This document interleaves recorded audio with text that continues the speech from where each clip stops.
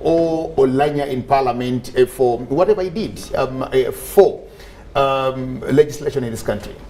Apparently, of course, the other thing we'll miss about him is the bow tie, because not yes, yes, that was trademark. Trademark yes, bow tie. But Parliament, I think, is going to lose that flair of Jacob. And you know, is this person? It is either law or law, and that's what he believed in. If something was not legal, if it was not in the law line, then it was not going to be there. Of course, some people found him rigid on that, but as a professional, I think that was the best. Of course, unfortunately, we did not see a lot of him in the last parliament, and even, of course, when he assumed power. I think a lot had been happening with his life. But for the short time that he was in parliament, you will see, you know, at one point it was believed that whenever there were difficult bills in parliament, then he would be brought on board to handle some of those because he knew who if just for the members of parliament will tell you, look at you, he will be communicating, and then you will know what he wants you to do or wants you to say.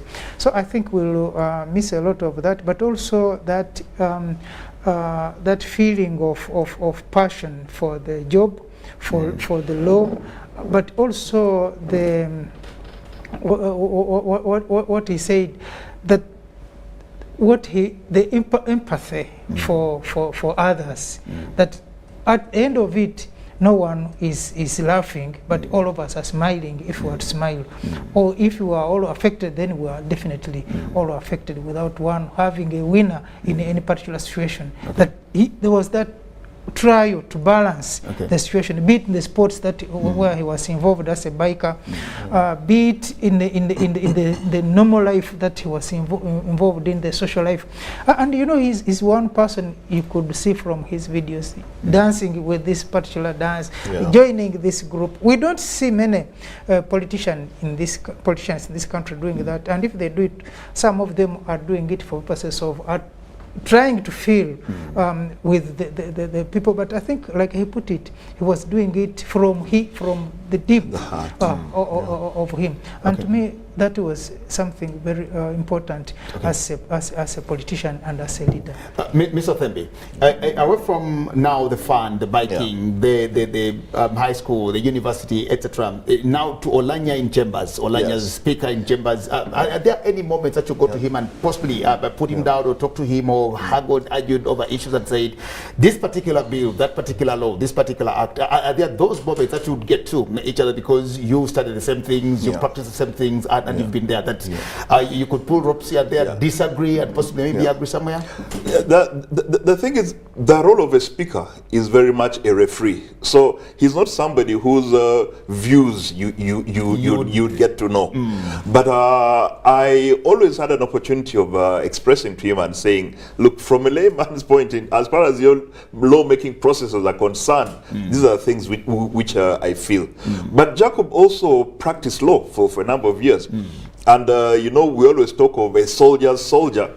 Jacob was a lawyer's lawyer.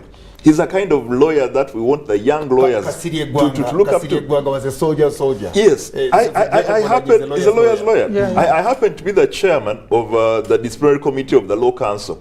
The kind of cases we get of lawyers, the kind of things our lawyers are doing are the kind of things the lawyers of Jacob's generation and my generation would never do. The ethics in the profession and the way they conduct themselves, the way they related to their clients, the way they conducted their research. So on a professional level, Jacob is definitely somebody we look up to. Okay, Ndugu Mtuta, of course, Jacob Oulanyah, I think his last, one of his last meetings in Parliament was when he passed the NSSF bill. bill, I think, the amendment bill in November last year. That's one of those, of course, that people talk about, and of course, several others. But of course, we need to appreciate that it has been him, and finally, we'll just now talk about Jacob Oulanyah. Like they say, they remember him. We who have known Oulanyah for just a very short stint. Everybody in that regard. To Parliament now, the crisis, and I think that's where you want us to end. What do you think is actually happening? I think before you come in, let's pick it from Mr. Thembi here. Everybody's talking about a crisis because it is the first time that we're losing a speaker, a sitting speaker. Yes. And all of us asking questions. What next hereafter? And the bit is, which I also think is fortunate, that Oulanyah didn't die here. What about if Olanyah's body was actually in Mlago somewhere? What would we be doing now? Yes. Well, thank God we don't have to speculate about that. And thank God we have a constitution that is clear about the processes that take place when a speaker dies in office. So we are very confident that the constitutional process will run its course and we will get a speaker. The English say, the king is dead, long live the king. So the speaker is dead, long live the speaker. Because the speaker will always be there. The speaker will be there. There is no crisis. There is no crisis. And the other thing is we need to, in Jacob's memory, let us be Ugandans. That was one thing with Jacob. He knew no tribe, he knew no creed, he knew no religion. Now we hear some people trying to politicize Jacob's death, to politicize. I think let's try and keep politics out of this when we are going to bury our colleague. And let us keep it. Jacob is a Ugandan. He's not only owned by us, his friends or family. He's not only owned by the Acholi community or the Greater North. Jacob is owned by the entire country. And we all mourn his loss. Did you previously, before this date, did you know about Jacob's health somehow? Because the speculations are now, why now? This man, if he hadn't become Speaker of Parliament, maybe he wouldn't even have contracted, he wouldn't have fallen sick, he wouldn't have maybe been hospitalized. To some Ugandans, and I want to talk about that because you've known him. As a friend, I've known him for a while. And all I can say is that he had health issues like any other person does from time to time. And I am not an expert in the health field. I cannot even tell you what has killed the cause of death. I don't. I'll wait for the experts to tell us cause of death. But I know Jacob has had his ailments. He has had times when he's been ill, and he has gone over it, and he has always gotten well. And in our heart of hearts, we always thought this could be just any other ailment. He's going to be hospitalized. It might be a serious ailment, but we expect him to get up and come back. Is there a Jacob Oulanyah that you knew that the rest of us do not know? What happens in Vegas stays in Vegas. Yes. Those ones, definitely, those are things I would not say on national TV. You don't even have to. Yes. But if we are seated somewhere over a scotch, let us call it coffee, but over a scotch, I can give a little bit about that. That's a very brilliant one. That's very brilliant. What happens in Vegas Stays there. And there are rules against self-incrimination. Because if I start saying things about Jack, I'm going to incriminate myself as well. So let's leave it at that. Yes. And I was just watching. Okay. Yes. Sure. Of course, there's been a lot that we didn't know, let alone that the Oulanyah is talking about that we didn't know. But there's also in terms of the practice of the legal implications when a speaker dies in Parliament, like we have now, that has now come to light. In most cases, one would also think that it's an ordinary, obvious, automatic promotion of the deputy to take over. But until now, we didn't know a lot of that. I think not me only, but many Ugandans didn't know this. But now the explanation is that the vacancy of the speaker, once the vacancy created, vacant. Then there will be no sitting of Parliament. And the next sitting of Parliament will be to elect the speaker. And of course, many people thought maybe it's the Constitution of Uganda, which is not clear. But I've also read from the Tanzanian Constitution. I've seen from the Kenyan Constitution and from the other countries within the region. it is almost the same. So I think it is a learning process that we have learned that maybe also the framers of the constitutions didn't see a speaker dying in office. So there is not a lot is elaborated about what happens when a speaker dies in office. We have had a lot of that detail when a president dies in office. All that the detail is there. But when it comes to the speaker, not much is said. So I think it is also a learning process. You remember when President Magufuli died in Tanzania. We came to know that it might last actually 1 year ago. Exactly. 1 year ago. Yeah, exactly. yeah. So I think these are some of the things that we also now learn, and maybe in the future there will be a number of things that will be looked at in detail that we may not have. Somehow one would have said attention that we're having, because now, for a deputy speaker, for example, if Honorable Amongi is interested in having is standing as a speaker, it means that she will have to forego her deputy position to stand as a speaker of parliament.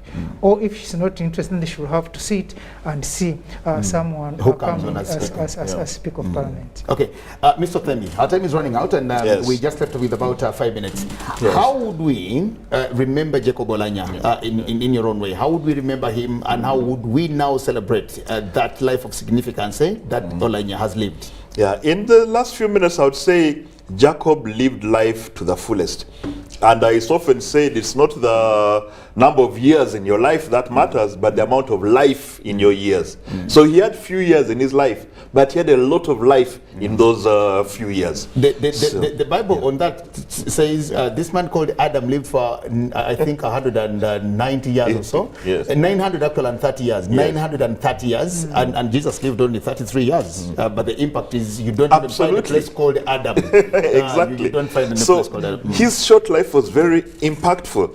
And you saw one of his quotes when he said, live the life you have now. Live it to the fullest. There is probably a life in the afterlife, but nobody has come back to confirm. So that is based on faith. But there's a life that is here. Really? We can make an impact on people's lives. We live it once. We live it once. We live it well. And we leave an impact, and we make sure that we do no harm to others. And we make sure that where we're able to help others to also achieve their goals and their aspirations, we do so. Jacob was there for everybody. Jacob was there for his friends. Jacob had everybody's back. And that's a lesson we learned from him. Would you want us to put up anything anywhere in this country to remember Jacob Oulanyah? Absolutely. But again, it shouldn't be a knee-jerk reaction, because now, everybody's going to come up with ideas, we should do this. No, let's take that. The first thing we need to do now is to give him a decent send-off. Very good. Yes, and bury him, send him off. Jacob has a family. Jacob has children. Jacob has dependents. Those are all things we'll have to sit and look into. Okay. But for now, let us give our friend a send-off. Okay. Ndugu Mtuta, in 2 minutes, finally, how we should celebrate life well lived over Jacob Oulanyah. At 57, he was supposed to make 57 a day after tomorrow. Yeah.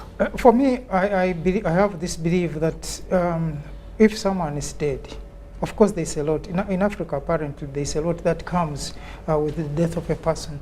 But my conviction is, how if Oulanyah was to be here, to organize his burial, to be part of the whole process of his burial, what would he have wished to be done? And me, I would go with that. Would he would have wished to see people struggling over anything? Maybe not. Would he have wished to see people abuse each other? Maybe not. No. Would we have had, so what would have him wanted to be done? And I think would do that in respect of his memory. Okay.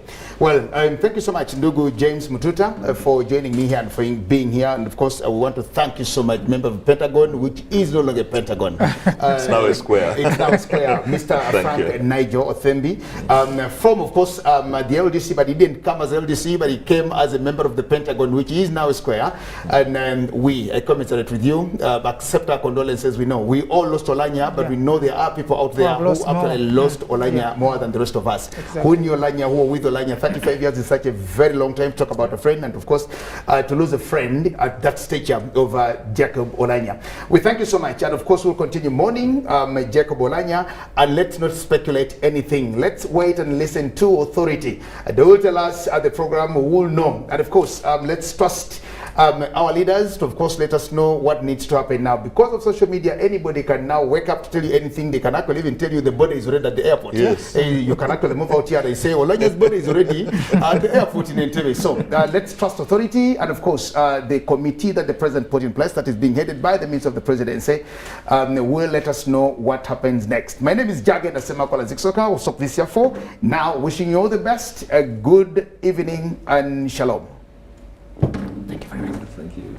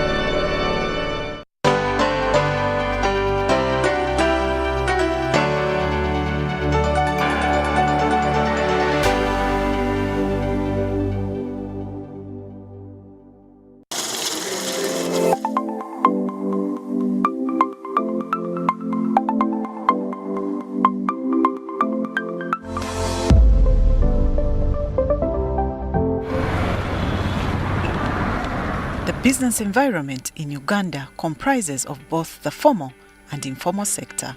The informal sector consists of micro, small and medium enterprises or SMEs